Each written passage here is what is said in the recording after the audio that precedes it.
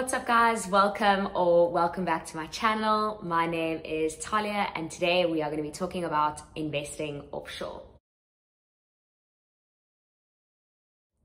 So I think that investing offshore should be part of your investment portfolio for the following reasons.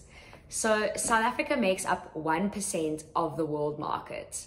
Okay, if you're watching this video, you are probably South African, and we know that South Africa is a small part of the whole big wide world, okay?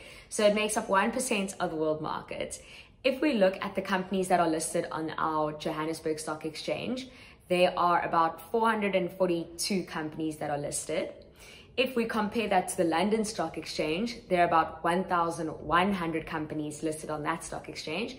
And then if we look to America, there are 2,000 plus companies listed on their stock exchange, right? So that kind of shows you that South Africa is a very small part of the big world. And that's why I think that investing some of your money offshore isn't the worst idea in the world, okay?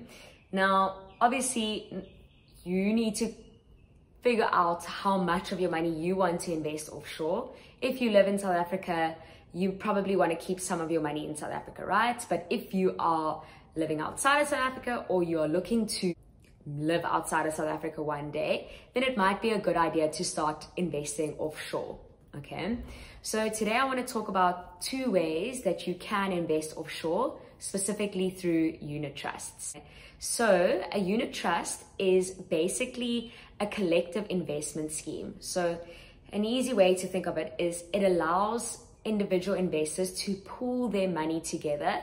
So I can put in 500 Rand, you could put in 1,000 Rand, someone else could put in 5,000 Rand, okay? And then that money can be pooled together and we all become unit holders in this unit trust, okay? And we give our money to these unit trust fund managers and they take that money and invest on our behalf. So you get Rand denominated unit trust funds and then you get purely offshore unit trust funds. Now to just focus on the Rand denominated unit trust funds, essentially you can give a fund manager your Rands, okay? And they will take that money and they will invest it offshore for you, okay? Or you can give a unit trust fund manager foreign currency, dollars, euros, pounds, whatever it is, okay? And they will invest that money directly offshore for you. Some things to consider when taking your money directly offshore is that the South African Reserve Bank allows all South African citizens, okay, to take 1 million Rand offshore. So it's called your single discretionary allowance. So you don't need to ask for permission to take that 1 million Rand offshore. There are a few requirements, so you have to be over the age of 18, etc. But if you wanted to take more than 1 million Rand offshore, then you would actually need to get approval from SARB, the South African Reserve Bank.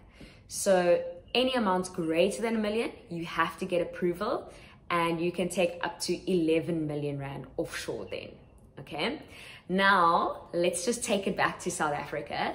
So I think if I consider people who are my age or myself, I think the less scary option at the moment is to use those Rand denominated offshore funds so that you can get used to it. You can just put in, let's say, 500 Rand each month, like a debit order, and you leave the responsibility to the portfolio managers to invest that money offshore for you. That's how you can start small, right? And then when you're starting to feel a little bit more comfortable, you're understanding things a bit better, you can maybe then consider converting your Rands to dollars and investing in purely offshore unit trust funds.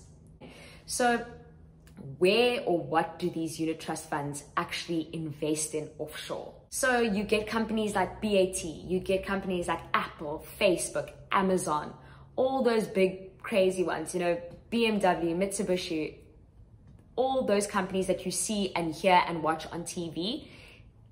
That is what you can get access to when you actually invest offshore on these different exchanges. So Where your unit trust fund will invest depends completely on the unit trust fund manager, okay? Once again, it's at their discretion as to where they choose to invest that money. So it's important for you to also do your research on these unit trust fund managers to make sure that you are happy with where they're investing. So you can have a look, okay? On their websites, they often have fund fact sheets where it literally gives you facts about a fund, and you can look at their shareholdings, right? You need to decide what suits you. But I think that you are ready to start your journey of investing offshore. Do your research as always. And just a disclaimer, this is not financial advice. It's purely for information purposes.